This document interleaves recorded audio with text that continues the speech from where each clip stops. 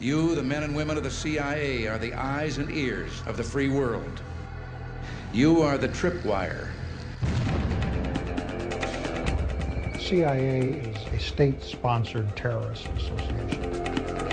You don't look at people as human beings. They're nothing but pieces on the chessboard. Secrecy in this work is essential. Achievements and triumphs can seldom be advertised. Shortcomings and failures often are advertised. No one really knows all of the things that CIA does. They pretty much have carte blanche, and they have an enormous amount of money.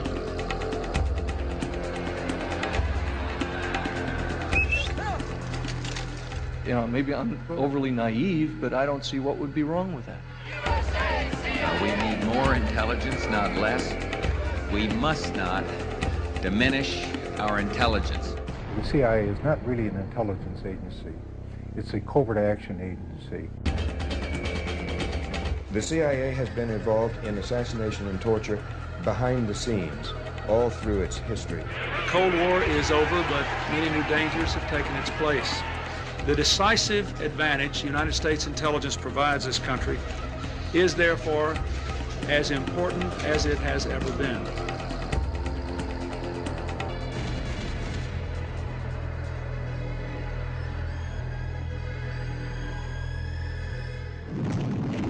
December 1941. The attack on Pearl Harbor sinks the Pacific Fleet. Military intelligence is in shambles. The dawn attack becomes the crucible on which the modern spy culture is born. Into the breach stepped a new generation of American soldiers, the spies and covert warriors of the Office of Strategic Services. They battled the Japanese and Germans behind the lines in an underworld of sabotage and psychological warfare. They trained and fought with local guerrillas in unknown jungles with only one guiding command: don't get caught. Come closer. I want to talk to you again. I have a more astonishing tale to tell, almost incredible. Shrouded in the mystery of Oriental ways, mysterious, sinister, weaver little men from Japan. It was a simpler time when the nation's enemies were clear. Washington and Hollywood swept into action, inventing the popular culture that has surrounded espionage for half a century. Swine. The mystery, the adventure, the romance. The simple stereotypes of the enemy. Hello, hide pockets. And the fearless hero. You guys have been looking for a war, haven't you? That's right, Rick. That's why we're starting it. You may start it, Joe, but we'll finish it. We had hoped that our wartime ally, the Soviet Union, would join in the efforts of the whole community of nations to build a peaceful world. Instead, the rulers of the Soviet Union have sought to extend the boundaries of their totalitarian control. The battlefields of the new Cold War seemed uniquely suited to the skills of spies and secret agents. President Truman pledged that the United States would never be caught by surprise again. The Central Intelligence Agency was born.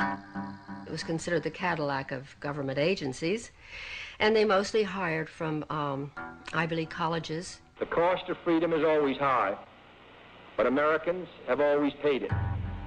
And one path we shall never choose, and that is the path of surrender or submission. The public embraced the cloak of secrecy that the CIA wrapped around itself. The government didn't know I was working for the government. They told me not to tell anyone, not even my mother.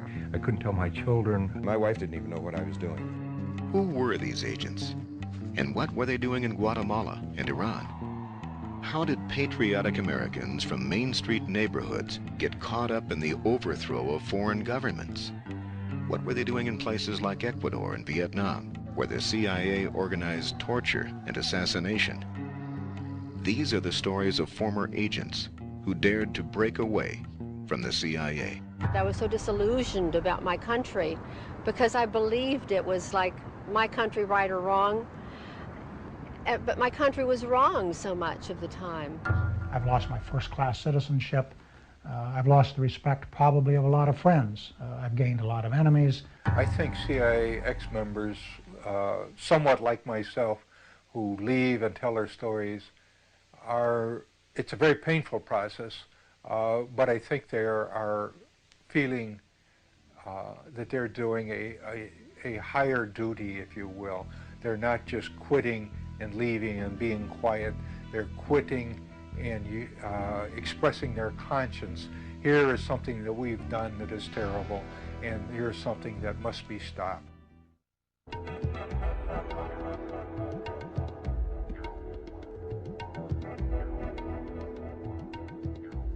I played 4 years of football at the University of Notre Dame, and we were undefeated for all 4 years, 3 national champions, and I was the first team right tackle. So once when I was cut from the Green Bay Packers, I was recruited by the agency, and I kind of wondered why they recruited me, but when I got down to Washington, I found out that most of those in my class were rejects from the National Football League. I went to an interview at the Chicago courthouse by a man who didn't identify himself or the agency that he was recruiting for, and he said that what I would be doing would be involved in fighting communism. 800 million people, 1/3 of mankind, exist under communist tyranny without the God-given rights of freedom and human dignity. Of course, at that particular period in 1952, this was so much a part of our everyday life, and I said, oh, yes, I very much wanted to be a part of it, very proud to be a part of it. My career in the agency began in 1952, and I stayed in the agency through 1977. In the entire 25 years, I was in the Directorate of Operations, or also known as the Dirty Tricks Department.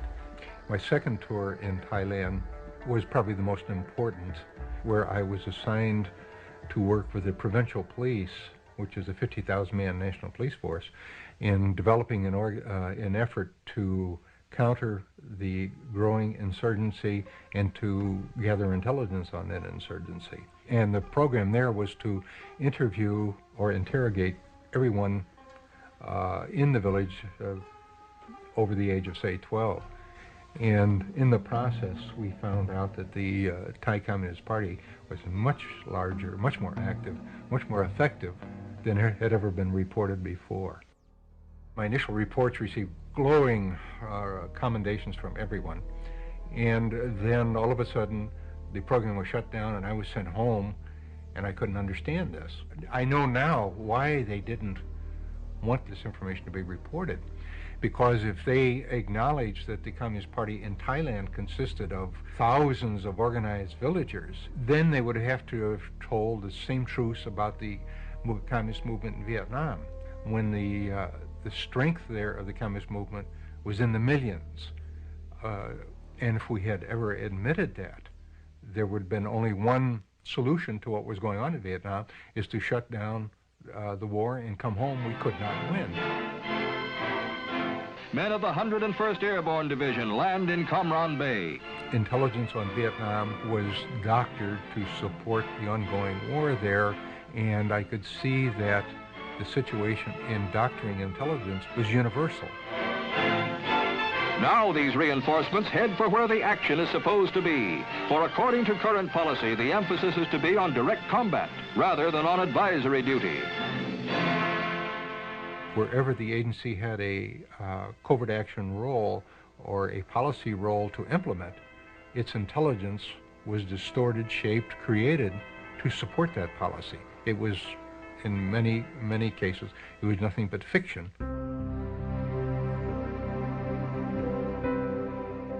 I think the worst thing I was involved in was the Phoenix operation in Vietnam, a countrywide assassination program. I was part of it. This was a program started by the CIA, funded by the CIA, recruiting people for the operation, training them to go out and kill or capture the Viet Cong. I came to realize later that we were shooting fish in a barrel, that most of the Vietnamese supported the other side and we were the intruders, and the Vietnamese were fighting for their own liberation from foreign domination. I went out to Vietnam to help save Vietnam for democracy. And when I saw photographs of the children bombed and napalmed and burned by operations, this caused for me a tremendous trauma. And I, for a number of months, contemplated suicide as my only out. This, of course, was never. I finally got over that effort and thought, well, what I should do with my knowledge is try to bring this knowledge to the American people, so that there won't be further Vietnams, there won't be further abuses. And since that time, I've dedicated my life to exposing the agency. The CIA called him an analyst with few peers. Well, upon leaving the CIA, this man wrote a book about it called Deadly Deceits. And now he has compiled a one-of-a-kind database resource on the subject called CIA Base. Please, a big welcome for Ralph McGehee. I feel that I am doing what I should be doing, and in that sense I'm happy. I am not happy in the sense that no amount of criticism of the agency, no amount of revelation of his dirty deeds, no amount of exposure of the weaknesses of the agency has weakened the CIA. But I do feel that at some point all of this is going to be impact on the awareness of the American people, and at that time there will be an attack on the CIA. I considered myself a good spy. I would be given a name of a student or a professor or a teaching assistant, and I would try to develop a relationship with this person and try to get them to say to me statements concerning the U.S. involvement in Vietnam and Southeast Asia. I was to infiltrate student groups to get copies of propaganda, meeting times, protest posters, this kind of thing. Your friendly spy on campus. The excitement initially came when I was offered the job and told that I was very special, and that played to my patriotism, my ego, my manhood, the whole thing. It was 30 years ago, almost this month, that I was a senior on the Iowa State University campus, ready to get my aerospace engineering degree, and wondering what I was going to do in light of the nation's deepening involvement in the quagmire of Vietnam. There were anti-war demonstrations on college campuses and in cities from Los Angeles to Washington. Draft card burnings became common, and the chant of "Hell no, we won't go" was the theme of the protest generation. It was then that the CIA appeared on campus, and they began their largest illegal domestic operation in history, called Chaos. The FBI and Hoover thought U.S. college student demonstration against the Vietnam War was being manipulated and funded from abroad. President Johnson didn't believe it, so he actually authorized the CIA to start an illegal covert operation inside the country. And I became the eyes and ears of the CIA on the Iowa State University campus. Iowa State University. The opportunities are here. I initiated files on students of my own interest, even without the CIA's knowledge. There was this young lady who caught my eye on campus, and I tried to date her, and she refused. So I initiated a file on her, and that was personally for my own benefit. I did that for my senior year, and on graduation, I thought my responsibilities at the agency would end when I went to work for McDonnell Douglas in St. Louis. But it didn't work out that way, and eventually I was assigned to Canada, posing as a anti-Vietnam War engineer. So the agency knew that Fidel had gone around the island and built all these small dams. He actually wanted 2 growing seasons a year. Needed somebody to seed the clouds so it would rain and he could store the water. And that's where my expertise was, having been an amateur rocketeer and an aerospace engineer and all of this good stuff. The Cubans were duped into believing the credentials I presented. There really was no other option of getting an American down there. After the October crisis of 1962, Kennedy said that we would never physically invade the island if Khrushchev would remove the ballistic missiles. So therefore, the United States was frozen into a policy of trying to bring Castro down from within, which meant disrupting the average lifestyle of the Cuban citizen, doing whatever we could to sabotage the economy, to discredit the revolution. One way of doing that, of course, was to try to control the amount of food coming into Havana for distribution to the public.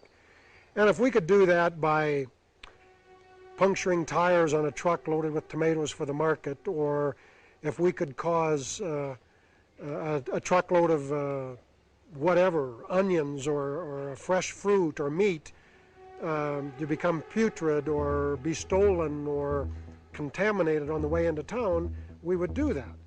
And I remember one particular instance, a brand new secondary school that had opened up in the countryside was going to receive its week's supply of fresh milk. And we bribed the driver of the truck. We knew where he stopped to have breakfast on his route. We wanted him to take a few extra minutes so we could put cement powder into the milk. We declared war on school children. That shouldn't be the policy of the United States government. You don't win friends and influence people that way, declaring war on children and innocent civilians. A big mistake, but the U.S. government orders it and participates in it. And the CIA's goal eventually was to increase this frustration level to a point where there would be a civil revolution within Cuba to bring him down.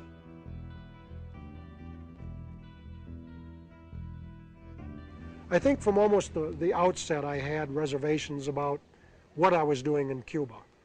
And that's because, just in general, I didn't enjoy harming people. And I didn't know the Cubans at the time, so I would rationalize myself that, well, this was in the best interests of my country. But as I got to know the Cuban people personally, and ended up getting married to a Cuban, I started to change my attitude toward them very quickly. I think the most frightening thing that ever happened to me in Havana was when the Cuban counterintelligence people actually decided they had enough, and they came to my house and detained me. And eventually I was arrested and accused of espionage, even given a fake firing squad. And in spite of all the training I'd had and all the instruction I'd had that you don't get shot, you may be tried, there'll be a lot of publicity, you may even be imprisoned for a while, but eventually you'll be released and exchanged. You forget that when you're actually facing those rifle barrels and you're in a foreign country with no diplomatic mission and nobody there to speak for you. Your knees tremble and you lose bladder control. It's very scary.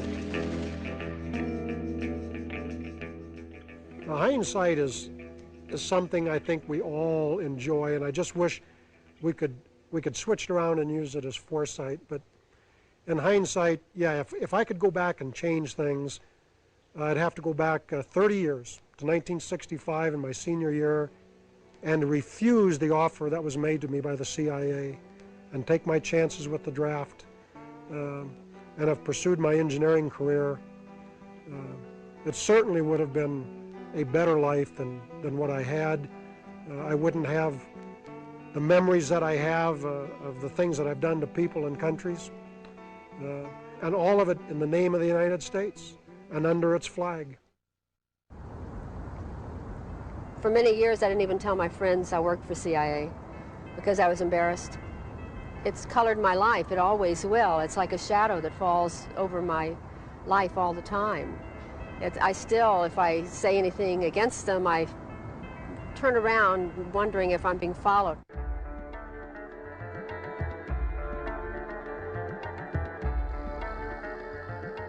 I never even thought of joining the CIA.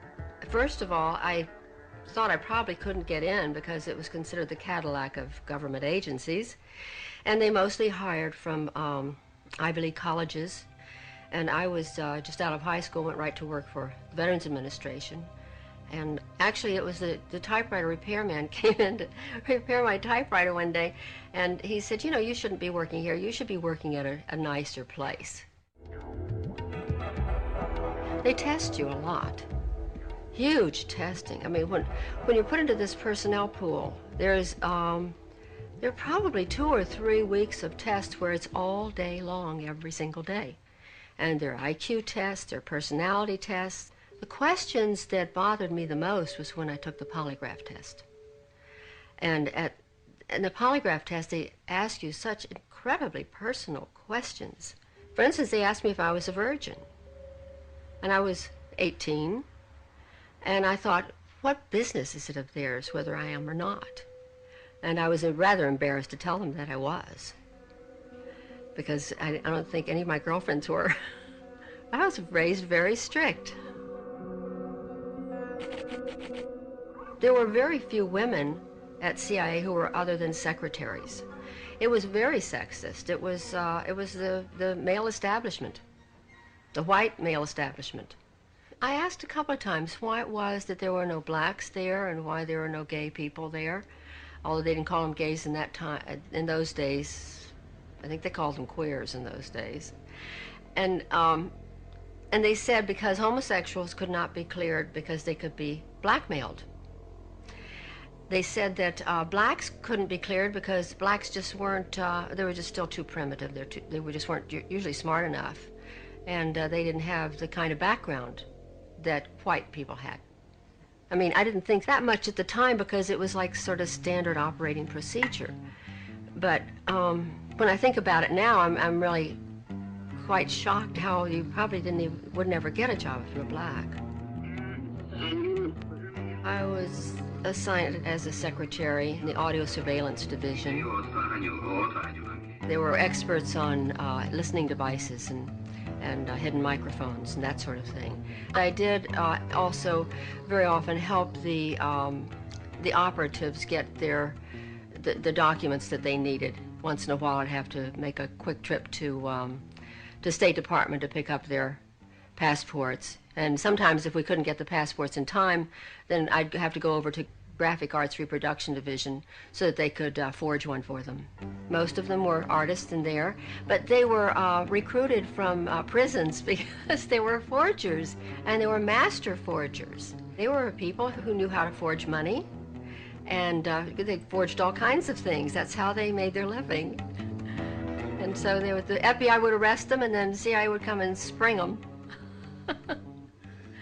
Then I went to technical services, where I was in charge of finding documents that you don't find in libraries, like where you put explosives on a bridge. Where's the best place to put an explosive on a bridge, and what kind of explosive do you have to get that goes underwater without it, destroying its effectiveness. Also, I had to find, one time they wanted me to find out if there was such a thing as a poison that was undetectable, especially one that seemed to mimic a heart attack, that would kill someone, but it would appear that they had a heart attack. I did find such a thing. Does this pistol fire the dart? Yes, it does, Mr. Chairman, and a special one was developed which potentially would be able to enter the target without perception. The poison was frozen into some sort of dart, and then it was shot at very high speed into the person, so when it reached the person, it would melt inside them, and the only thing would be like one little tiny red dot on their body, which was hard to detect. There wouldn't be a needle left or anything like that in the person. But also the toxin itself would not appear in the autopsy? Yes, so that there was no way of perceiving that the target was hit. I think the first time that I seriously questioned anything that was more than, I just couldn't take it anymore, was when I came across this document. It was eyes only, and it was to my boss. But he only had one hand and a hook in the other hand, so I always opened all of his mail and his packages and so forth. And this one, he wasn't in the office. I opened it and I read it. It said eyes only. I wanted to read it because I wasn't supposed to, probably. And it was a report about a mission where they had blown up a bridge in Asia somewhere, and they had killed a number of women and children who were on their way to market that morning. It was reported as though they were really proud, mission accomplished. That one bothered me a lot. When my boss came in, I gave him his mail and I mentioned this, and I said, "This is wrong. These women hadn't done anything. These children didn't deserve to die. Why did we do that?" And he said, that's the fortunes of war. And I said, "But we're not at war. We're certainly not at war in that country. Why did we do that? I don't understand it." And he said, "Well, you're very young. When you get older, you'll understand those things." I think probably all of us became addicted to the danger, to the intrigue. It was living a fantasy. It was actually living a fantasy and being on the inside. And it was very hard to leave, even though I felt that they did wrong, and I would never, ever work for an agency like that now, because I realized that it wasn't because I was a child or I was so young. It was because it was wrong. But at the time, it was really exciting. After that, there was no other job I could have ever again in my life that would be that exciting. I knew that. During this period in Ecuador, I got involved in all these different types of operations. I was running around here, running around there, working with the police intelligence and military intelligence, falsifying documents as provocations to get people landed in jail. Running a surveillance team, which was a team that would follow people around in the streets. They had radio communications with vans. It was very exciting at first. And you had, at 25, 26, 27 years old, you had this sense of power, which is intoxicating, really, for such a young person.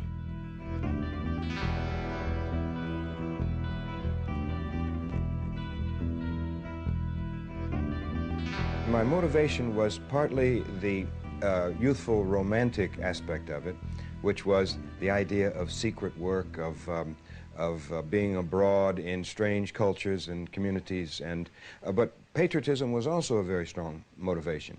It was a period in which we still had to do compulsory military service, and the draft was breathing down my neck, and I had to do it one way or another.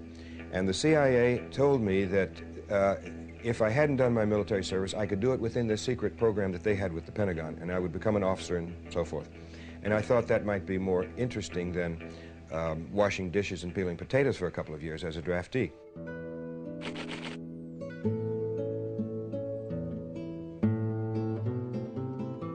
I was sent down to Quito, Ecuador, where I worked for a period of 3 years.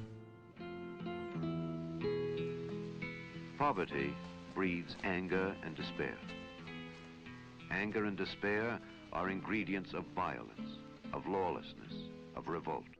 And our job was to squelch or impede the influence of the Cuban Revolution throughout Latin America, because the Cuban Revolution had such an impact in Latin America. And in practically every Latin American country, there were people who went into armed struggle at that period to emulate the Cubans, hoping that they too could overthrow the traditional ruling power structure in their countries, in which very few families controlled the land and the wealth, and that meant that a very large proportion of the population was marginalized. They didn't count. Here, as in so many other places on this troubled earth, can be seen the conditions that give rise to conflict, to riot and revolution. Here can be found the familiar challenges that threaten the future of us all. We are here.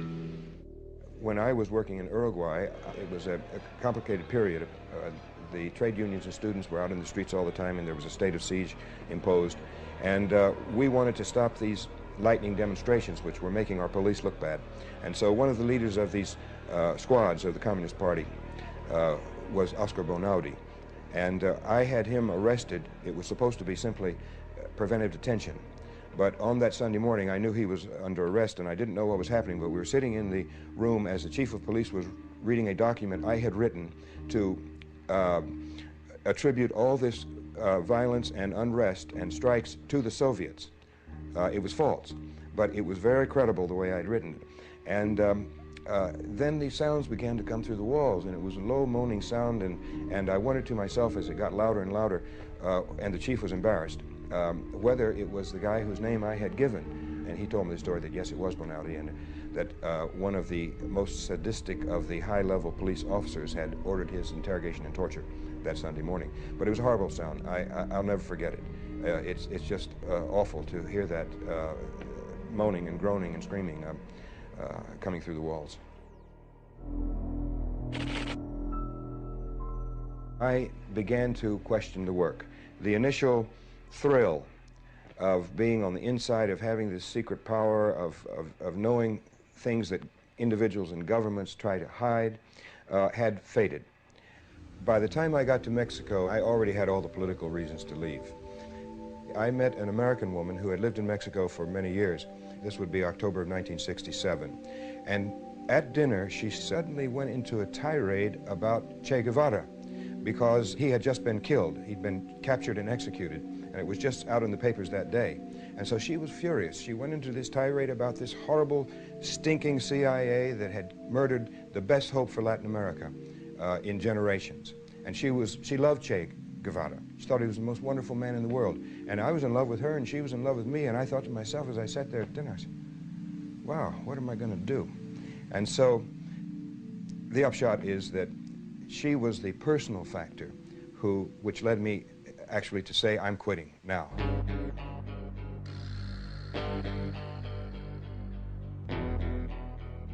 The case against the CIA has always lacked information on how precisely its officers set about their covert action. Philip Agee, now living in Cornwall, was such an officer, and his diary, to be published by Penguin in the next few weeks, gives his version of what life is really like inside the agency. He names every officer and agent he's ever met and describes a CIA man's work in daily detail. Why should I be delicate with them? I don't expect any quarter in return, because this is part of the conflict that's going on in the world right now. The CIA is enforcing American economic exploitation, and people are dying and people are starving because of this system.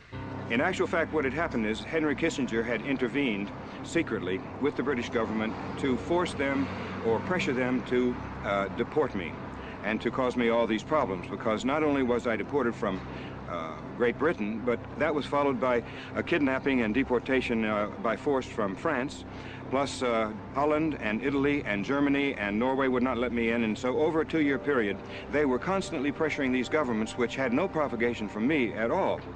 So they tried very hard during a period of time in the 1970s to stop my work, but I just continued, got on with my life, and achieved stability in Germany, and now, in the last 7 or 8 years, I've been coming frequently to the United States, and I think I've been in practically every nook and cranny of the country at hundreds of meetings, political rallies, and university lectures over these last 8 years. When I was a kid, the American flag was something that was absolutely marvelous. Whenever the American flag went by in a parade, we took our hats off, put our hands over our hearts, and we really felt it, because this is the symbol of the United States and the way the United States should behave. We have to have something like that in order to hold ourselves together.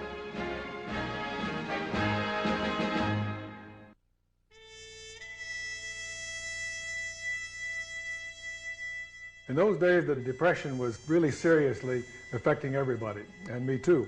Along about that time, I began to travel to different shooting matches in the Midwest, and I finally got to shooting against the U.S. Marine Corps team.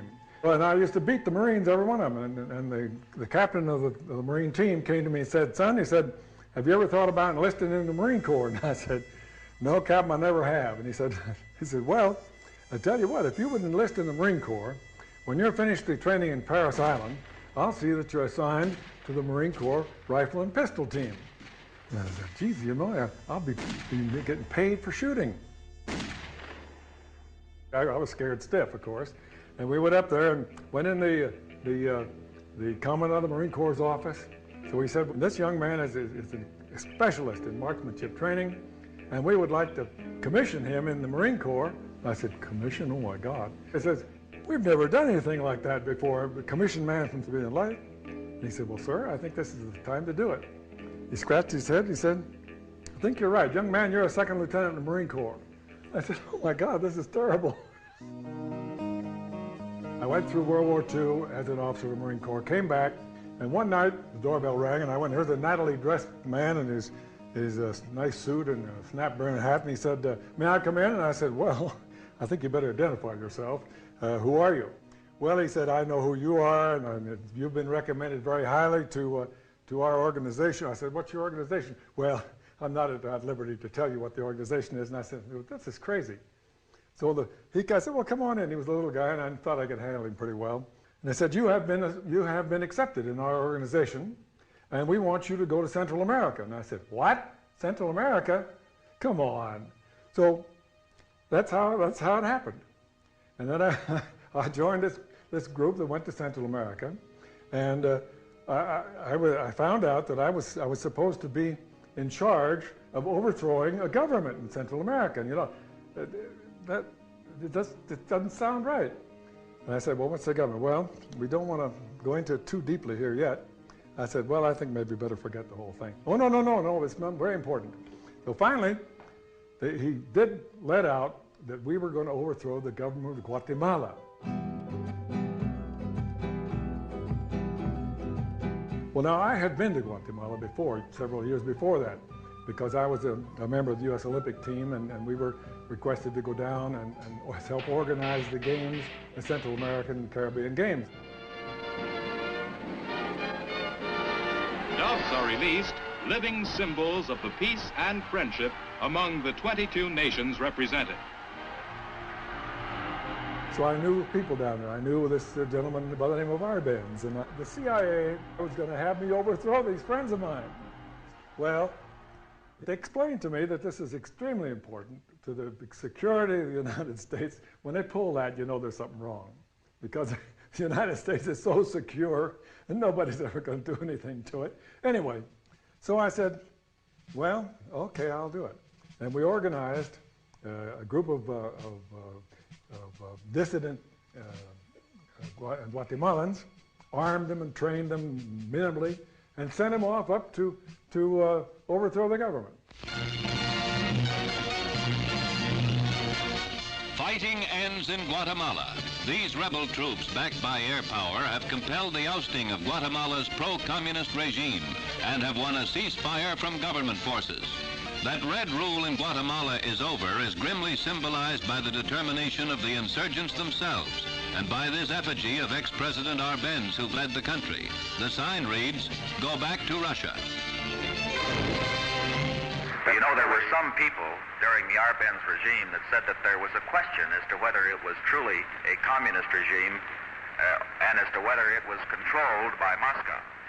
We have here the proof that there was no question whatever. There was no doubt at all that Russia controlled all the communists here in Guatemala, sir. In other words, the Arbenz regime was not a Guatemalan government. It was a foreign government controlled by foreigners. Well, what happened was that they went up there and caused great bloodshed and great damage, which has never been corrected even to this day. That started the whole thing in Guatemala, and what we're having all this trouble today.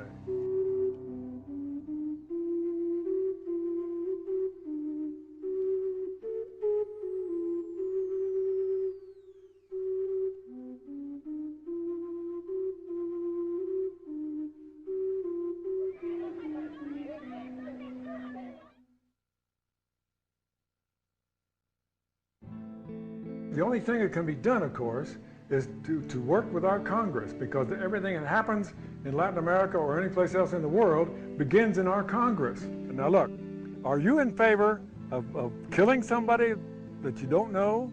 Are you in favor of torturing somebody? Are you in favor of locking people up in dungeons and things? Are you really in favor of that? Because I don't think you are. And I think I can get that across pretty well if I get a chance to talk to them like that. I feel that because of the problems that I went through, the realizations that I came to, the efforts that I've taken to counter, people may call it this monster,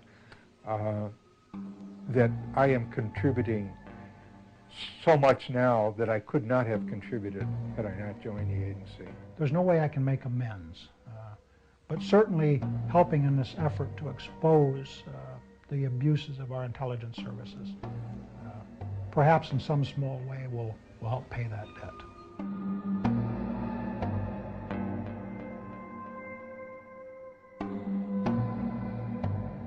In an organization that celebrates loyalty and secrecy, the public confessions of these former agents have been hard to swallow. But as revelations of the agency's failures and deceit pile up, the courage to speak out has spread from one agent to another. I promise that I will do as much as I can for peace in Latin America. Thank you very much. A number of us have organized this group of former U.S. Intelligence people, and we are very serious because we have, because of the experience we have, we believe that we should have a certain amount of influence in the Congress and in the government. Frank Church, the late chairman of the Senate Select Committee to study intelligence, concluded that covert operations was really a semantic disguise for blackmail, sabotage, assassination, whatever the United States wanted to do to influence other countries to its will. In small ways, Congress has pressured the CIA to reform itself. Hundreds of individuals who smuggled drugs, tortured, and murdered in the name of the agency have recently been purged from its payroll, and oversight committees have been created to monitor the agency's activities. One of my biggest jobs was to get the CIA to understand that they could do their secret operations at the same time that we were keeping the Congress adequately informed. Wasn't it easy to overcome that dichotomy, because the CIA people just assumed that if you told the Congress, it was all over the newspapers the next day. Wasn't really the case. But it is similarly true that many of these congressmen and senators become members of a covert club. If they're given access to the information, then they consider themselves to be on the inside. They don't share it. So all too often they are co-opted into a system of secrecy that contributes to a major intelligence scandal every 5 or 6 years or so. The great problem of the Central Intelligence Agency today is that it completely missed the end of the Cold War. For 25 years, it reported everything there was to know about the Soviet Union, accepting the fact that it was collapsing. The great question is whether we should abolish it. Weapons intelligence, put it in defense. Political intelligence, put it with the State Department, which is where the president should be turning for that kind of advice. And economic information, well, that's open and public the world over. But until the American public know how much the CIA receives in money every year, and know how many people they have, and what they're doing all over the world, the CIA will continue to bumble along in some sort of romantic role that they've ascribed unto themselves, and the American people attribute to the CIA, because we know nothing about it.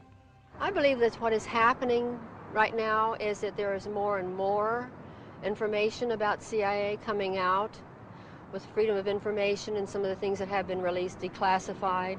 We're finding out a lot of things, and I think that the American people are going to say, no, we can't do that. It's immoral, it's wrong, it's against everything I believe in. It's not patriotic, it's not good even for our country. It certainly is not good for the world.